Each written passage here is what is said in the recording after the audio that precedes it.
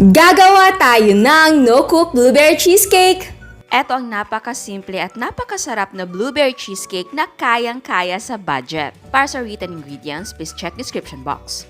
Pero bago yan, gusto ko magpasalamat sa Mond dahil nagpadala sila ng isang basket ng kanilang produkto. Nakita kasi nila na ginagamit natin ang kanilang mamon sa ating mga recipe. Kaya ito, nagpadala sila. At tamang-tama dahil gagamitin natin ito sa ating recipe ngayon. Kaya ano pang hinihintay nyo? Sugod na sa suking grocery or sa suking tindahan para makabili ng Mond product. And remember, always add special. Para sa ating blueberry cheesecake, gagamit tayo ng cheese bar ng Mond. Siyempre, ipapartner natin yan sa graham crackers. And para sa fillings and toppings, gagamit tayo ng blueberry. Para sa ating cream mixture, gagamit tayo ng all-purpose cream, syempre chilled overnight. Condensed milk, chilled overnight din. Meron tayong cream cheese. Ito ay softened at room temperature. Pwedeng isang bar ang gamitin or isa't kalahating bar. At syempre, kailangan natin ng gelatin. Tutunawin natin yan sa mainit na tubig. Ang unang gagawin natin, i-cream natin ang ating cream cheese. I-beat lang natin ito for 2 minutes at medium speed. Again, sa ayaw ng cream cheese or namamahalan sa cream cheese, pwedeng bawasan or tanggalin mo na lang talaga ang cream cheese kung hindi ka mahilig. So, magiging mousse cake na lang ito. Kasi wala na yung cream cheese, so magiging blueberry mousse cake na lang siya. In a separate bowl naman, i-whip natin at high speed ang ating all-purpose cream until mag-double ang size nito.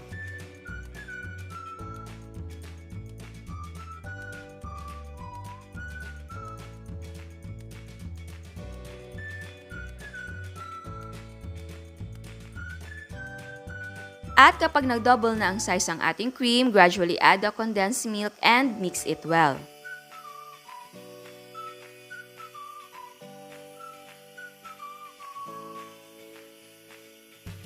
And then, ilagay na natin ang ating cream cheese. Gagawin kong 3 additions at i-mix natin every time na mag-add tayo.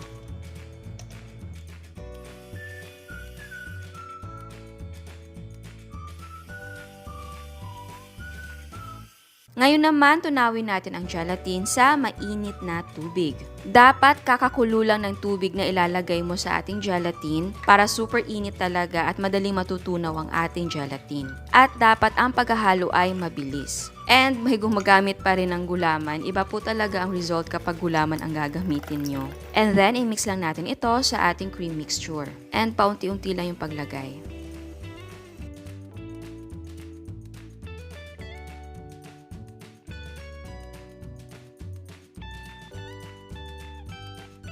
So, eto na, mag-a-assemble na tayo. Alam niyo na yung steps na ito sa mga nakasubaybay lagi. Unahin natin maglagay ng cream mixture sa bottom ng ating molde. Again, kahit anong molde ay pwedeng gamitin. Ang gamit ko dito ay ang aking mixing bowl. Tapos, naglagay tayo ng plastic para madaling makuha ang ating cake kapag nag-set na ito. Kung wala kayong bowl na malaki, pwedeng gamitin ang kaldero. Next naman, maglagay tayo ng first layer ng ating graham crackers.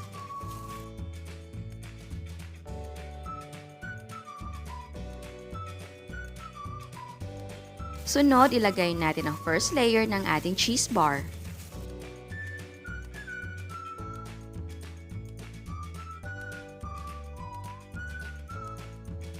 And syempre, maglalagay tayo ng blueberry na palaman. Kung ayaw nyo ng blueberry, pwedeng gumamit ng strawberry, mango, peach, cherry, or chocolates. So, wag na natin kapalan masyado yung ating filling. Takpan lang natin ang first layer ng ating cream mixture and then repeat lang natin ang steps until ma-reach natin ang top ng ating container.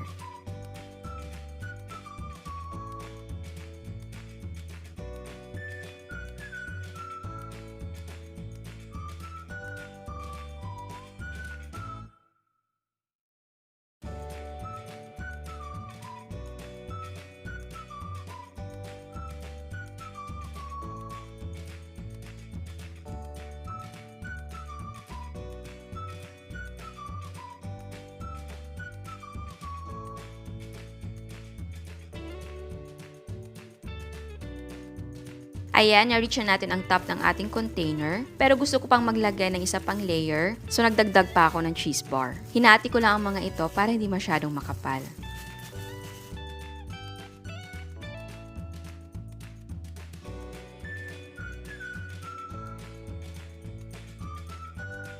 Tapos ilagay natin sa freezer for 3 hours pero ako mas maganda talaga i-chill natin siya overnight. At dahil may natira pa sa ating cream mixture, gagawa tayo ng isa pang layer ng blueberry cheesecake. Ang gagamitin ko naman dito ay ang Mond Special Mamon. And yes po, hinati ko din yung ating mamon para hindi masyadong makapal.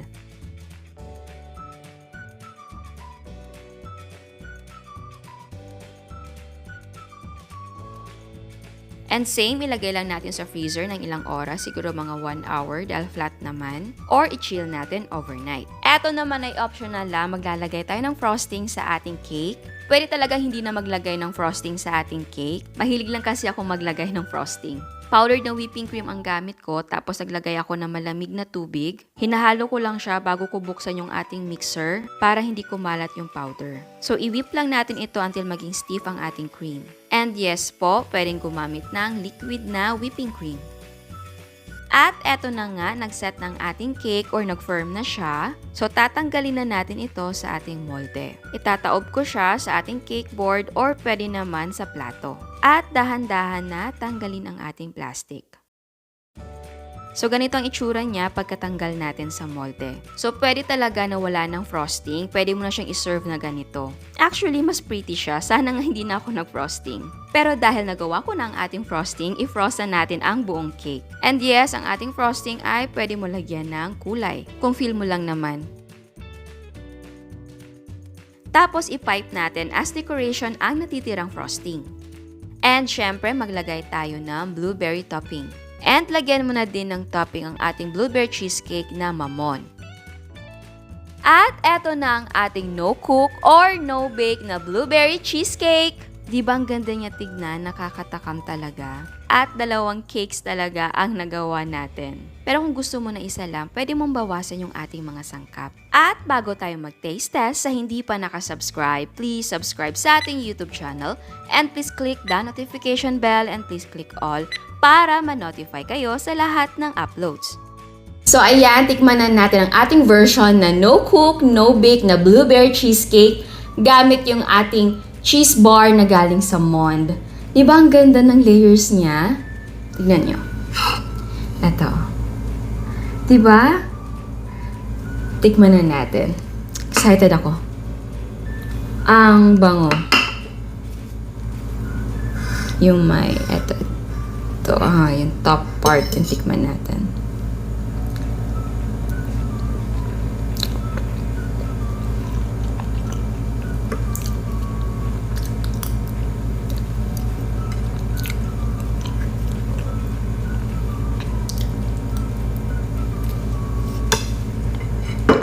Alam nyo, di ba masarap yung ginagawa natin na no-bake na blueberry cheesecake? Pero ito, mas pinasarap dahil dun sa ating ginamit na cheese bar ng Mond. Walang etchos yan na, actually hindi siya sponsored. Nagbigay lang sila ng Mond na product kasi nga nakita nila yung mga ginagawa natin na gumagamit ako nung mamon. Tapos ito, binigyan nila ako nung bago nila. Hindi naman siguro bago. Parang ano lang siya. Bago sa akin. Ang sarap niya. Bagay siya. Ang sarap talaga. Alam nyo, itry nyo. Oh my God. Ang sarap niya. Yung ating layer ng cream cheese mixture, gusto ko. Hindi masyadong matapang. Kahit 2 bar ng cream cheese ay inilagay natin ay okay lang dahil 2 cans din ng all-purpose cream yung ginamit natin. Ang sarap niya. Hindi siya yung extreme na lasa na kagaya nung natitikman ko din sa iba na blueberry cheesecake. Kasi yung iba, natatapangan ako na parang maasim, tapos sobra, para sa akin, sobra yung cream cheese na inilagay. Okay lang kasi sa akin yung parang kalma lang yung dating. Which is parang ganito. And diba, yung nakasanayan natin na itsura ng blueberry cheesecake or any cheesecake, 1 layer lang na malaki. Tapos para makapal lang yung part ng yung base niya, yung cream na base niya. makapal. Ito naman, maganda kasi cake talaga na parang cake kasi nga matangkad. Tapos yung layers, tignan nyo. Cake na cake yung itsura niya. Oh. To tell you honestly, gustong-gusto ko siya. Hindi sa nagbigay yung Mond ha. Ang sarap niya. Kung ayaw nyo ng blueberry, yung ilalagay, pwede naman iba. Like strawberry, cherry, or peach, or mangoes, or chocolate, yung mga ganon. Depende yan sa trip mo. Napaka-common lang kasi ng blueberry na topping. Which is, I don't mind. Kasi masarap. And, oo nga pala, sa brand ng blueberry na gagamitin ninyo, ako personally, gusto ko si Comstock or Wilderness ba yung isa? Para magkapareho lang kasi, di ba? Gusto ko yung brand na yon dahil hindi siya maasim. Yung lasa niya ay very light. Tsaka hindi yung parang basta gusto ko siya kasi ayaw ko na maasim. Kaya ito nung gustuhan ko. Yung iba ayaw naman nila ng Comstock. So, i-comment nyo below yung mga favorite nyo na brand ng blueberry para mabigyan ng idea yung ibang viewers kasi baka nalilito sila kung ano yung gusto nila. Kasi kung kayong mag-recommend, baka magustuhan din nila. Kasi yung iba gusto nila ng DLA. Hindi ko pa na-try si DLA kasi kasi medyo expensive siya. Ang na-try ko lang sa DLA is yung strawberry. Honestly, yung ating cream talaga na part, ang sarap. Bagay na bagay siya sa ating cheese bar. Ang sarap niya.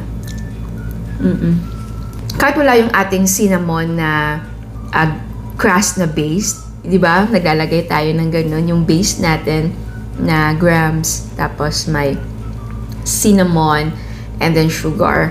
Okay lang. Ang sarap pa rin niya. Nagustuhan ko talaga. Oh, eto yung ating isa to sa uulitin ko kapag may party. No joke. Ang masarap kasi sa ginamit natin na store-bought cake o yung ating cheese bar, hindi din siya strong. Bagay siya sa lahat na gagawin mo kahit hindi blueberry cheesecake or kahit hindi cheesecake. Yung gagawin mong cake ay bagay siya. Kung yung gagawin mo lang ay yung mousse type na cake, pwedeng-pwede. Kasi nga, hindi siya yung parang, hindi siya mang-aagaw ng eksena sa ibang mga sangkap. Parang ganun yung dating niya. Hindi siya strong. Oh.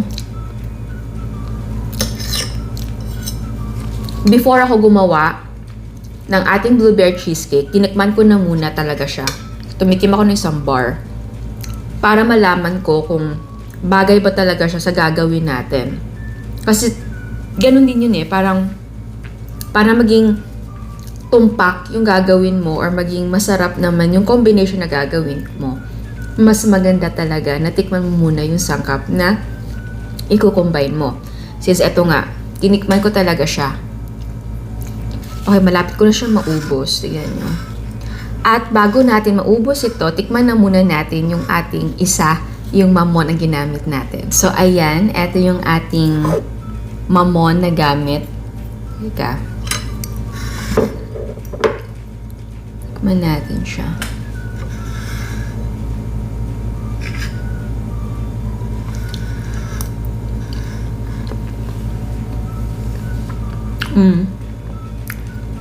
Ito yung parang version ng parang sponge cake yung gamit mo. Or chiffon cake. Ganun siya. Mas kalma siya. Ang gamit kasi nating cake dito ay may flavor. Ito naman, plain lang. Mamon na plain.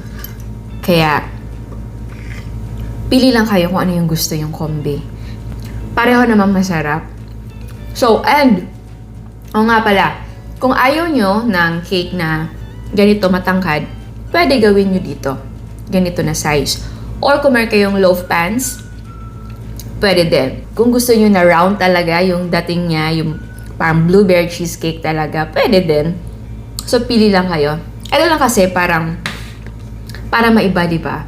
Pero yung lagyan dito sa top ng happy birthday or happy anniversary, alam nyo, kapag may gathering talaga, uulitin ko siya. Eto, uulitin ko to. Kasi simple lang, elegant na tignan, walang kahirap-hirap. Di ba? Ang ganda niya at ang sarap.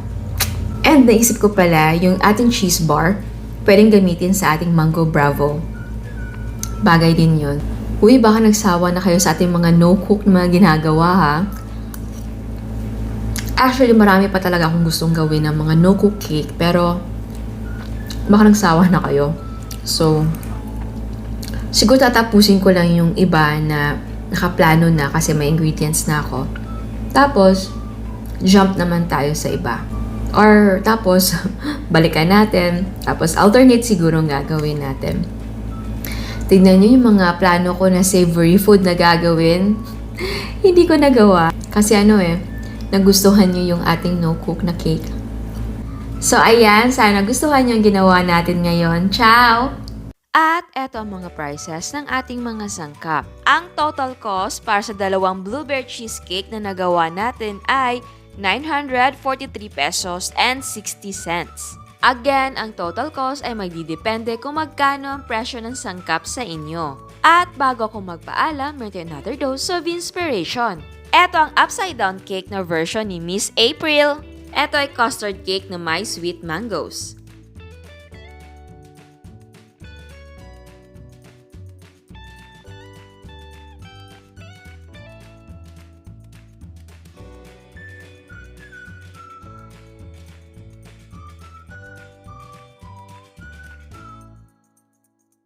Eto naman ang blueberry cheesecake ni Sir Joel.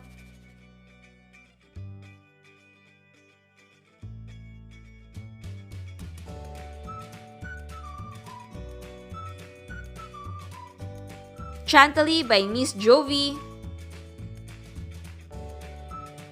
Eto naman ang kanyang mga puto na may mga palaman. Mayema, ube, and chocolates.